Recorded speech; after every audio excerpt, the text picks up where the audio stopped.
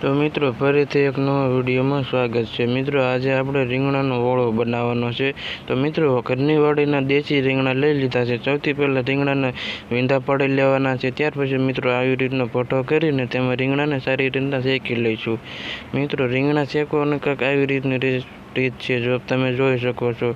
જો મિત્રો રીંગણા બધા શેકાઈ ગયા છે। ત્યાર પછી મિત્રો રીંગણાને એક થાળીમાં બધાને ભેગા કરી લઈશું, બહાર કાઢી લઈશું। મિત્રો ત્યાર પછી રીંગણા બધા બહાર નીકળી જાય, હળવું ધ્યાન રાખજો ગરમ ન લાગે।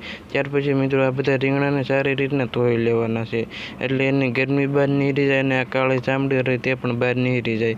તમે જોઈ શકો છો। મિત્રો તમે આ રીંગણાને શેકીને બનાવો તેને શું કહો છો, અને આ રીંગણાને શું કહો છો, કેવી રીતનું શાક બનાવો એ કોમેન્ટમાં કહેજો।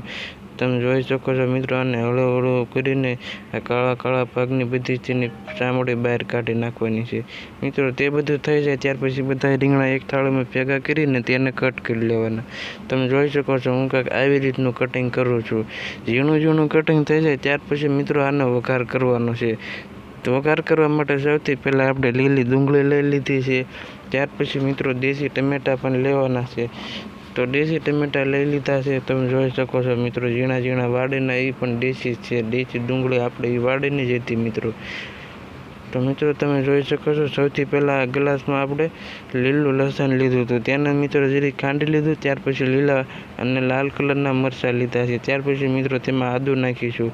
મિત્રો આ વસ્તુ રહે ને એ એક આખા શાકની આમ હવાદવાળી વસ્તુ છે, તમે નાખો એટલે આમ વાસ આવે, સુગંધ આવે અને હવાદ આવે। તો મિત્રો એક તપેલીમાં તેલ લઈને રાઈ, વઘાણી, જીરું નાખીને ડુંગળી પાકવા માટે મૂકી દેવી છે, આપણે તેનો વઘાર કરવાનો। ત્યાર પછી મિત્રો તેમાં ટમેટાં નાખ્યા છે, ટમેટાં નખાય છે મિત્રો તેને પણ થોડી વાર માટે પાકવા દઈશું। તો મિત્રો આપણે જે ખાંડ્યા હતા લીલા મરચાં તેને નાખી દેવાના છે, તે નખાય છે ત્યાર પછી હળદર અને મીઠું નાખી દેવાનું છે, તે થોડી વાર માટે મિત્રો પાકી જાય, તેનો કલર બલર આવી જાય ત્યાર પછી મિત્રો આપણે થોડીક ગળ્યું કરવા માટે ખાંડ નાખીશું મિત્રો। ત્યાર પછી મિત્રો લસણવાળી ચટણી પાકી જાય ત્યાર પછી મિત્રો તમે જોઈ શકો છો વઘાર બધો પાકીને કલર કાંક આવી રીતનો છે। તો મિત્રો